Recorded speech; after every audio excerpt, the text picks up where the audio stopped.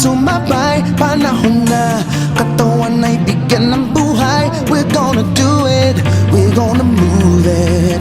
Tayo na sama-sama nang bigyan ng pansin. Katawang naghihintay, nagisingin natin. Tamang diet at exercise, unahin natin. We're gonna do it, we're gonna move it.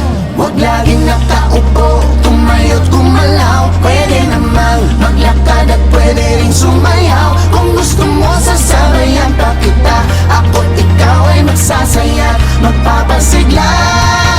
Mag-exercise tayo nang sabay-sabay. Itaas ang mga kamay at iwagayway. Gumalaw up and down, round and round, side to side. Mag-exercise tayo, healthy Pilipinas.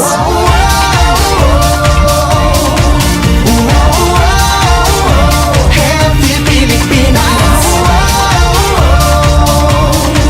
Mag-exercise tayo, healthy Pilipinas. Kailangang healthy ang kinakain natin. Wastong sustansya dapat nakukuha natin. Huwag kayang mapabayaan ang kalusugan natin. Panatiling masigla ang katawan. Huwag laging nakaupo, tumayo't gumalaw. Pwede namang maglakad at pwede rin sumayaw. Kung gusto mo sasabayan pa kita, ako't ikaw ay magsasaya, magpapasigla. Mag-exercise tayo nang sabay-sabay. Itaas ang mga kamay at iwagayway. Gumalaw up and down, round and round, side to side. Mag-exercise tayo, healthy Pilipinas.